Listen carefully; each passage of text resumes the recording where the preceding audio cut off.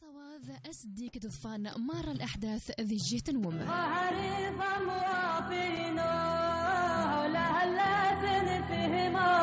أمصواذ أكذ صار المساوي إذ محمد التكنتي سلامين يعيز مرة يمس حسان الإذاعة كبراديو ماني مجانا ذخر ماث نغني غير ومان ترحب زكوم غال حلقة نهار الدين خوم أمصواذ البرنامج نتعرن ذيني في مرة من تهمان المنطقة نعريف البرنامج نيت مصواذ نقيم زدان نعريف من تهمان المنطقة يثانيتين أمر بدا يمس حسان عايزن تيني غانا طاس ذا المواضيع نستوى خاص نقيم كور الحلقة زي البرنامج نخوم أمصواذ والمواضيع إيغان غنهار خاص نسيور أثن نسن أقوم أثناء محمد التكنتي نترحب زكوم يمسح صنع الزن إذا نتسران نخر مواجن إذاعة كاب راديو زي طنجة غاد خرست النهار زي البرنامج نكوم أمصواذ المواضيع ميخان سيور صارا نبدا خومز قارو الوضعيا حقوق الإنسان قارف ونخضان سيور خل موضوع وانيتين سلمناسبة 10 جنبير إقعدان إدي تسن اليوم العالمي انتصغاث نبنادم زي السنية نحغى المنطقة الناظور نبدغ المعاناة إمزداغ الناظور قوطاس للأحياء البنية التحتية ذي الجواب أن البلدية من ناظور خسق سيثن إمزداغ محمد قبر من بذاقي المواضيع ننهارا أنصنف في الأغنية نديدرين أبريدين وذوا إمس حصان عزن قيمتا كيدنا وطرح ثماني إينش وخختناي إحسان ستيارا وخاقنا يتوم قنصو سبجاو إينش وخصمناي سنشاض نزقوما وخاغرناي تنيز الدنيا هالريديك وذوها أخلاص يبدا وترشيش يمها وخيط غطى قماطا هالريديك وذوها أخلاص يبدا وترشيش يمها وخيط غطى قماطا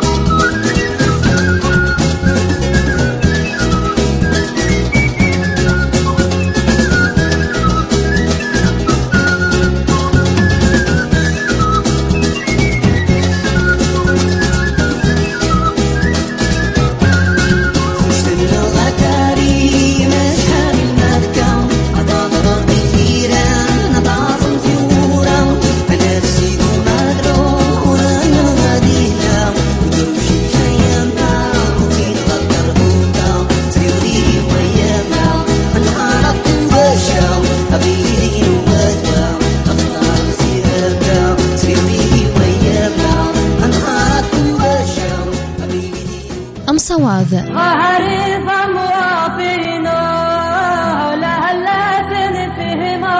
أك محمد تكنتي الصارة الموسوي يمسحسن الإذاعة كبراديو جيم كرم كان نترحب زخوم زي جديد غا الفقرة مزغاروت زي البرنامج نخوم أم صواذ أمخنا جيل مقدمة الفقرة مزغاروت ذاك سنسيور خل وضعيا حقوق الإنسان جيل منطقة نغناريف أكيد نغ فكري العشيري جنتاد العضو التنسيقية الجهوية لمنتدى شمال المغرب لحقوق الإنسان قعريف سي فكري تحب زهك كيدنا مرحبا. مرحبا سي فكري العشير أمخنسن نهان 10 زي شهر 10 يتجا تخريد اليوم العالمي لحقوق الإنسان وذيج المناسبة تقييم الحصيلة المشهد الحقوقي بصفة عامة قال المغرب نتسرى أنه يقى خطوات يقى ذي صورة في تسبحانين غزات قال مجال حقوق الإنسان يحقق مجموعة من المكتسبات قال روانيتين انت كذلك الدستور الجديد 2011 يسيد مجموعة من المقتضيات قانونية نص الحقوق الحريات بل ذني باب يكمر باب ثاني خاص الحريات ذي الحقوق الأساسية شك سي العشير فاعل جمعوي وحقوقي تشتغل في مجال حقوق الانسان قعريف من داي غادي نيض خل وضعيا حقوق الانسان قل منطقه نعرف. بطبيعه الحال المناقشه الحديث خل وضع الحقوقي المحلي وزعما خاص السيور بمعزل خل منظومه من حقوق الانسان على المستوى الكوني. بطبيعه الحال المنظومه الكونيه تعرفي انه عن التراكم على المستوى الترسانة من القوانين يعيش سنت الانسانيه منذ عقود طويله. بطبيعه الحال يتزمين بين التراكمات في المجال اليوم العالمي لحقوق الانسان تنتج المناسبه مهمه يتحتفل في معظم الدول سنويا 19 جنبير من اجل تكريم الانسان ايا كان. تخليد القرار من طرف الجمعيه العامه للامم المتحده بدايه الصادر يوم 10 جنبير مخنيا 1948 حول الوثيقه سميناها الاعلان العالمي لحقوق الانسان وسيعد اول اعلان عالمي انساني الوثيقيه. كذلك تنتهج المناسبة لتنظيم مجموعة من الاجتماعات الحقوقية المنتديات والأحداث استعراض مجموعة من الأحداث ومعارض ثقافية متعلقة بالقضايا من حقوق الإنسان. الوثيقية تتضمن أعتقد مرودي خونشيت ذاكرينو 30 مادة أساسية من بينها الحقوق الإنسانية الحريات الأساسية بدءا بالكرامة المتأصلة في الإنسان بدون تفرقة أو تمييز وكذلك تنص بين المواد حول المبادئ والقيم الإنسانية كالعمل والمساواة والحرية والكرامة. في نفس السياق المواد مع السواق الإعلان العالمي لحقوق الإنسان المواد زي 3 حتى 21 سواق حقوق المدنية والسياسية في نفس السياق كذلك المواد زي 22 27 الحقوق الاجتماعية والثقافية والاقتصادية. الوثيقية من فيها تساهم أولا حد من انتهاكات حقوق الإنسان في العالم ثم كذلك تواكب الوثيقية مجموعة من المجهودات مجموعة من الاتفاقيات مثلا أن معظم دول العالم سابقا مجموعة من الاتفاقيات المتعلقة بحقوق الإنسان. المغرب الاتفاقية كل شيء يبقى شي 6 اتفاقيات أساسية هي اتفاقية حقوق الطفل اتفاقية مناهضة لجميع الأشكال التمييز المرأة الاتفاقية التمييز العنصري كذلك الاتفاقية منع التعذيب والعقوبات اللا إنسانية. كذلك بعض البروتوكولات من بينهم بروتوكول مكافحة الاتجار بالبشر. المغرب يوقع خسنت بمعنى أن المغرب صادق على هذه الاتفاقيات وهذه البروتوكولات. السيور نفس السياق من بين التراكم المغرب المسألة من 2011 دستور 2011 لأول مرة الدساتير المتعاقبة انتسد الدستور 2011 يستوفي شي حاجه قالها سمو القوانين. من هنا نبدا سمو القوانين، بمعنى ان القوانين الدوليه بما فيها الاتفاقيات الدوليه البروتوكولات الى اخره، عندما تتعارض مع القوانين المحليه يتم التبني او الاخذ القوانين الدوليه. بمعنى لاول مره المغرب يتجرأ انه هذه المحطه اللي جاء اساسيه. نسيو المغرب كذلك نشوف الصور على المستوى النظري من بعد نصل الممارسه باش نتواضح هكا الراي العام. المغرب في 2005 يزوير يقرا كيش المرحله من المراحل سنوات الرصاص انجاز المعام تاريخي يسمى على المستوى التنظيمي يسمى الهيئه الانصاف والمصالحه. الهيئه الانصاف والمصالحه تضم مجموعه من التوصيات على اساس انه اختصاص وتعقيب شيء من يوقعان الماضي اي سنوات الجمر والرصاص خصوص وتعقيب شيء. دونك باش وتعقيب شيء يوقع الاتفاق ضمني هاك مجموعه من الفعاليات، سواء الدولة كأداة رسمية كجهاز رسمي، سواء الفاعلين والضحايا إلى آخره. لكن السؤال المطروح إلى أي حدين المغرب يتنفذ يتنسجم الاتفاقيات الدولية في التوصيات، مثلا توصيات لهيئة الإنصاف والمصالحة. كذلك إلى أي حدين كنا في السياق استطاع المغرب أن ينفذ المبادئ أو المعايير الأساسية من المركز الدولي للعدالة الانتقالية فيما يتعلق مثلا عدم الإفلات من العقاب، مسألة جبر الضرر الجماعي، الاعتذار الدولة للجرائم المرتكبة في حق إما المجال إما الإنسان إلى آخره. المغرب المشكلة اللي وقع أنه يتحاول ما أمكن ذلك ولكن يتعقب على نفس المستوى اللي جا الماضي، وبالتالي باش لان مساله حقوق الانسان ماشي مطالب ما فيه المزايدات، ما لله لله وما لقيصر لقيصر مختار. بمعنى من يتجا ممكن انني بانه منايا ايجابي يكفيني ايجابي، من يتجا سلبي في التراجعات انني بانه التراجعات. المغرب في الاونه الاخيره يتعيش نوع من التراجع خطير في الحقيقه اقتصاديا، التراجع خطير على مستوى الحريات والتجمهرات. السي فكري سمحي خل المقاطعه تزو غدا نيتين نظرا لضيق الوقت وغنخشي الوقت بزاف وشني نيتين تركز تزو زي المداخلين هذا السنه الوضعين حقوق الانسان كارف بالضبط، لان شي انت تقريبا روخا لحد الان دوشي ديجن مداخله عامه دوشي ديجن نيجن وور عام بصفه عامه حقوق الانسان في المغرب. حاولوا الاستاذين حاولوا ما امكن نصلوا المنظومه الحقوقيه على المستوى الدولي وسير الدور الوطني باش النوا قاعد باش النوا غنحلي واخا. دونك اعرف ذين تراجع خطير بالمجال حقوق الانسان ما يتجلى بالاساس قالوا كانوا مثلا الدوله رجال مطالبه ملزمه هذه نوع الانفراج على المستوى الحقوقي انت بانه المعتقلين السياسيين ذنبهم الوحيد انه يرجع انت من غير حركه معينه اطارات حقوقيه تم الاعتقال نسل.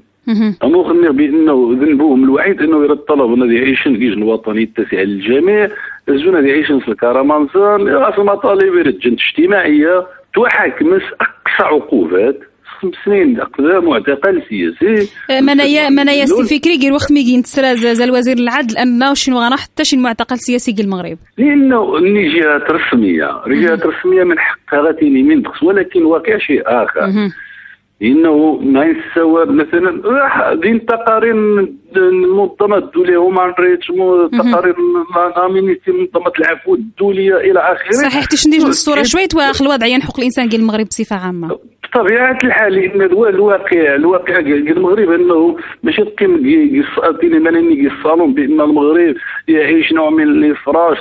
هو انشائيه. المغرب يجوز في سوق الراي العام الدولي كونكو انه يتعيش وضع مريح الى اخره، غير تقدم على المستوى الحقوقي ولكن العكس ما يقع على مستوى الارض، بمعنى الواقع شيء اخر. مش نموذج مثلا بمجموعه من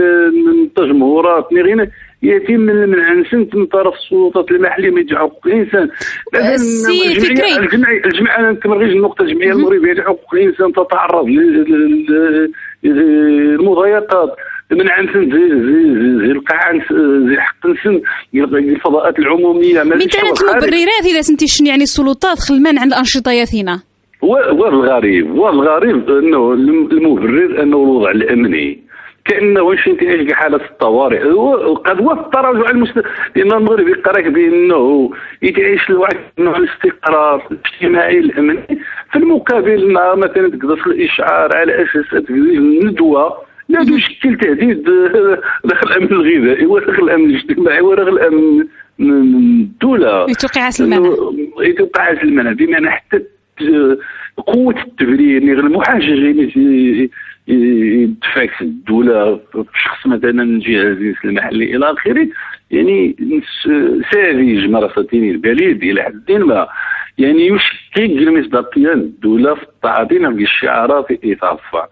على المستوى المحلي. قلنا يستوى لانه عارف ما يستوى الخريف، عارف ديجا تراكمي مغاري تجربه مغار ماشي نطارك حبا لذواتنا نعرف المرض من السوبرمانيه، ولكن بالحقيقه تاريخيه عارف يعيش معاناه شو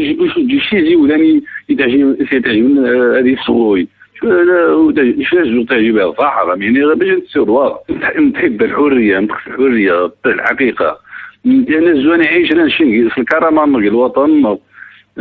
وتجي نمشي نهزو ديما غنسويو ونقلق منايا اكيد نفهم. الوغ مشكل الدوله انه باقي نفس العقليه نفس لا مونطاليتي نفس سياسه اللي جات منهجه لعقود طويله الى حدود الان عاد نفس الهاجس للتعاطي سكارف باش يبقى بانه ماشي يعني مراسة ستينيز المطالب نفس المطالب غاسي الشعب المغربي نفس المطالب نطالب حق النقي التطبيب نطالب حق النقي التعليم نطالب حق النقي السكن اللائق، بمعنى مطالب اجتماعيه نلقى بانه بالفعل على مستوى الميدان بين تراجعات خطيره بين مقاربه امنيه غير عارف تعيش نوع عين الاحتقان وتجي شيء شي نلقى يا ريت تديري الانفراج لانه غنروح وتجي شي وتصور كيف جمعيه مخدمه مني غير تجيني المنتدى غاس الافكار تعبر وجهه نظر ونصل ينلقى بانه انه الهيل بان الدوله ديمقراطيه الى اخره من بين المعايير الاساسيه المبادئ الاساسيه الديمقراطيه هو حمايه حق الاختلاف. اذا اش غير وجهه نظر كجمعيه كمنتدى حقوق الانسان جمال المغرب تختلف سواء جزئيا جوهريا المقاربه الدوله نورمالمون الدوله مثلا الديمقراطيه اللي تعبر وجهه نظرين لانه هو السلاح ماشي وجهه الدوله الفكره فكريا ازو غيستورد النشاط العمل الجمعيات المنظمات الحقوقيه تشتغل كيما مجال حقوق الانسان كاع ايضا تقييمينك الخاص تقييمينك الشخصي الاشتغال الجمعيات المنظمات هذينا كذلك دايرين ما دايرين التنسيق ما دايرين التعاون جار الجمعيات المنظمات الحقوقيه يخدمن كيما مجال حقوق الانسان كاع بطبيعه الحال لانه باش الامكانيات الجمعيات محدوده بالمقارنه تكملة الدولة شي شغال وفق الامكانيات سوق تجربه مثلا منتدى حقوق الانسان لشمال المغرب لنسيور الاطراف الاخرى لان غير ماني ولكن على الاقل اخلاقيا السلوك ما تنتميغنيش منتدى حقوق الانسان شمال المغرب شي بعض مجهوداتنا متميزه قد نخطئ قد نصيب الى اخره، ولكن نتيجه ما تنقص نقطه من بين ليزاكتيفيتي انتاج نحاول ما يمكن اولا مساله النهوض الثقافه حقوق الانسان نجعل مجموعه من الدورات التكوينيه الشباب مؤخرا الشباب المنتدى على اساس انه الشاب خصص تسلح هذاك الادوات حقوقيه لان ما ممكنش بنادم يسير حقوق الانسان في غياب لي ميكانيزمات اليات ياك الثقافه الثقافه برافو الثقافه عن حقوق الانسان باش غيقارع بعدا كي غاسيج نوع من القوه المحججه كالغاس قوه المحججه الفكره الحجه بالحجه الى اخره بعيد السياسه الى اخره. بالاضافه معظم من الناس انهم مجموعه من الندوات في المجال حقوق الانسان. ثم كذلك انه كنت توفر دابا كنت باش مجال هذه السمحه انه المنتدى حقوق الانسان لشمال المغرب توفر تكسير لجنه دوليه استطاع ان لجنه دوليه توكل مساله انتهاكات حقوق الانسان اسمها سنوية جنب اوروبا النظام غادي خير. ثم كذلك توكلت مجموعه من الاكتيفيتي اللي عندنا المنتدى حقوق الانسان شمال المغرب لا يعني الحسيمه فقط زي قصر كبير العرايش حتى الناظور الشريط يكمل نكون ورد من الانشطه نشتغل في مساله العداله في مساله استقلاليه القضاء. توجه ندوه رائعه الصراحه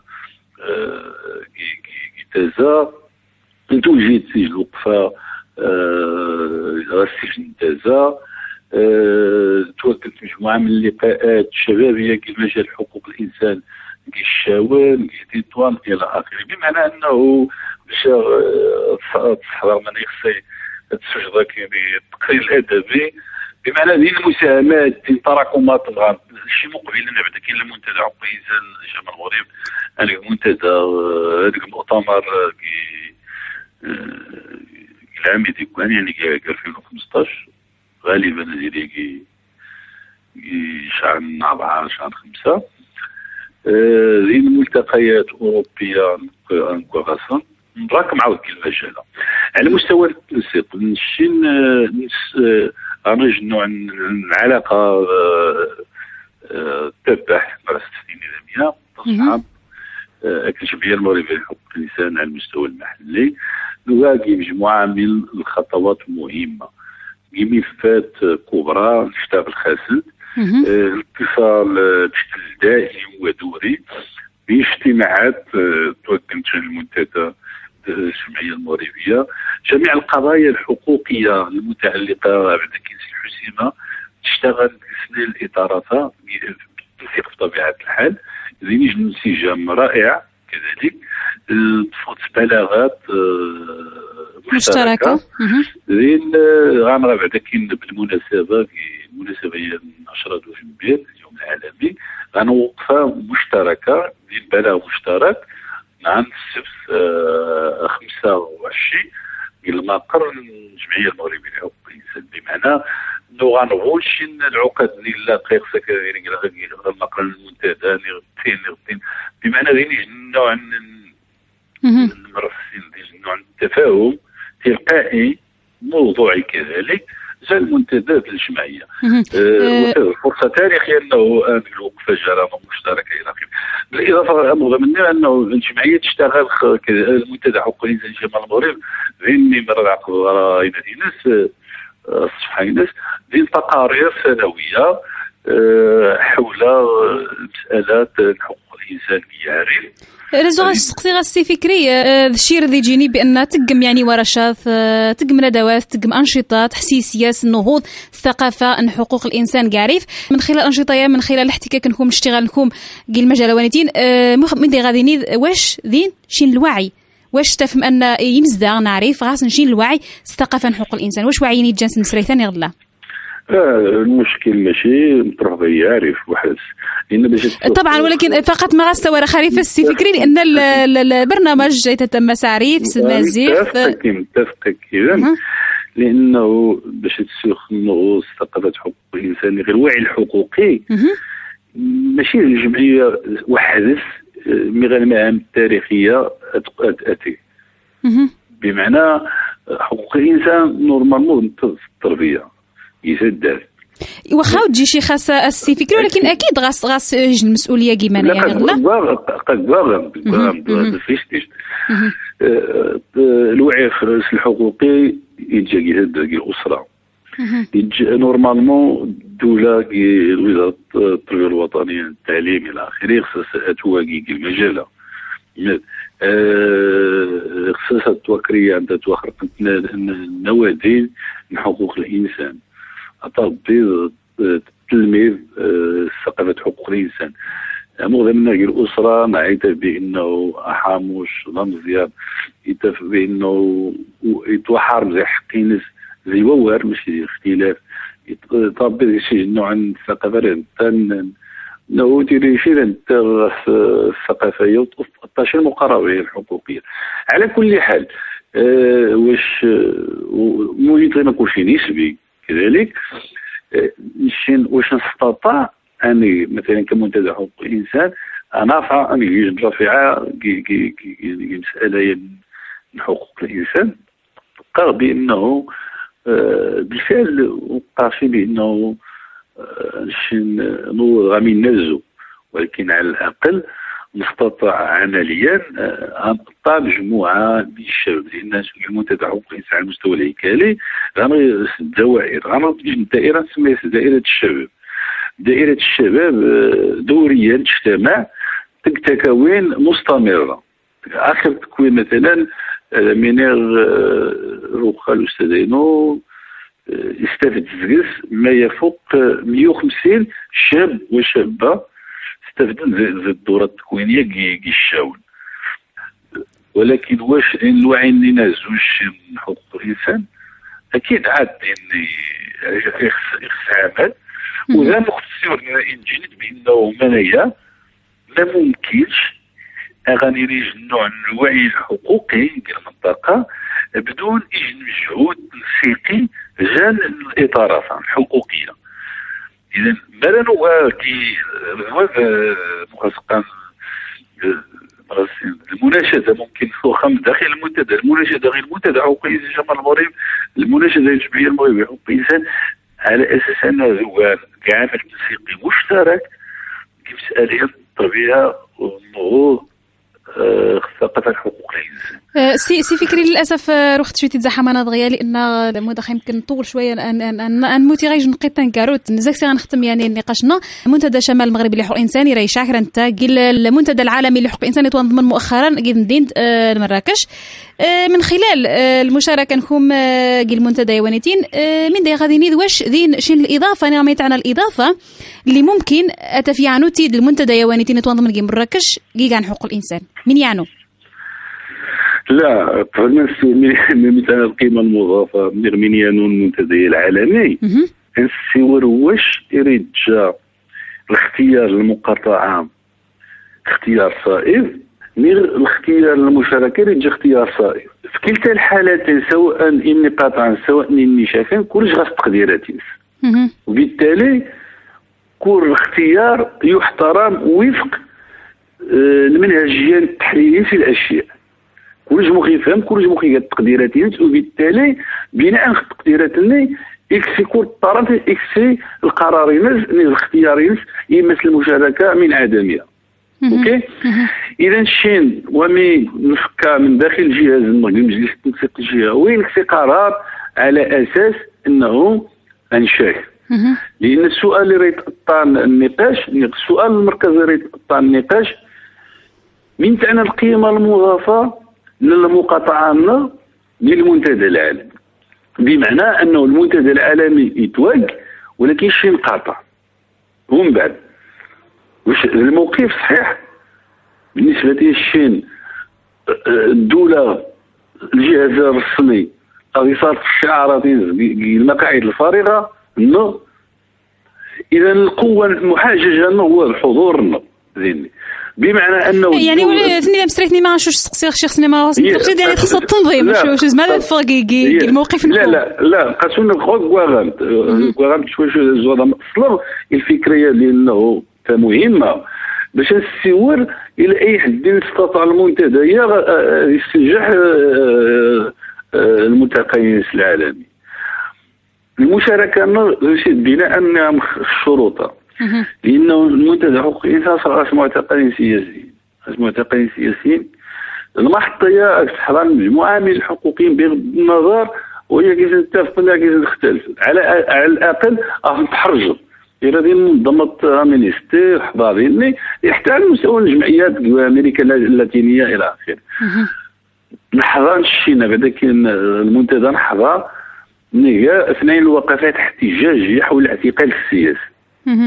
حول الاعتقال السياسي نوزع منشوراتنا والبيانات الى اخره. توجد كلمات اللي شخصيا نجري كان كلمه مثلا كيما بيغلي كلمه راك حضور مكثف ديالنا نفضح الدوله المغربيه الشعارات اضافه للمناسبات عده من بينها المنتدى العالمي لحقوق الانسان. على المستوى التنظيمي المنتدى العالمي اكيد نتفق اكيدا بانه بالنسبه ليش يريد جا عيان بشكل المستوى يتجال منتظر التحديات اللي يرفع المغرب اللي هو المنتظر العالمي لحقوق الانسان يريد يتراجع هذه شي تسميه يمشي قيمه مضافه الى اخره. مش قال بانه بالرغم من ذلك يريد الحضور على الاقل هو الصوتين هنا في خير احسن زي زهره باش تفوق نقاقي الثقافه الشعبيه اللهم نهض منك المغرب غير تشتاع وغادي واش نحوق الانسان كي البلاد. السي فكري خايل نختم لان نطول المداخله وغاي شي مختصه غاي فقرات كينات شين الفكره هذا نقالو تزاك تخدم مرة ممكن. نتمنى انه هذه العام اللي يقال مقبل شي نقام في الابو فينس 2015 احسن زي من يعلم. نتمنى يرتقى المواطن الثقافه عن حقوق الانسان. نتمنى انه يوقع انفراج وفينا التمنيات اكيد اللغه السياسيه واسم التمنيات ولكن على الاقل نبقى نتمنى انه يريد خطوات مهمه وتاريخيه لمجال حقوق الانسان. كذلك نتمنى انه يتم الافراج جميع المعتقلين السياسيين المغربيين التابعين للسجون. نتمنى الاسره نعرف من الوطن الحبيب انه غنتيري يجمع الثقافه حقوقيه. كذلك صنغ لانه ليش حاجه نقطه مهمه كذلك انه ما ممكنش نسيو حقوق الانسان ولكن شين يتزينوا يجي حاجه قامس الاقصاء الاخر يخصنا دائما نلتمس الاختلاف. تمنى كذلك انه المغرب يلتزم التعهدات الدوليه الاتفاقيات البروتوكولات يوقع لان ذي ترسانة قوانين مرات المنظومات الحقوقيه المغرب يصاد خاصن يوقع خاصن الاتفاقيات ولكن على المستوى الارض الواقع مغيب منعندي. ونتشكر شكون مطاس يمكن نلقاكم جسعت جيتي سي فكري العشير العضو تنسيقية الجهوية لمنتدى شمال المغرب لحقوق الإنسان قاريف تقادخ سواتاس قبل ذاك الشاكذ تقادخش خل مداخلة كاكيد ناقي البرنامج نمسواذ خل إذا عن كبراديو سي فكري. شكرا تحياتي. أمسواذ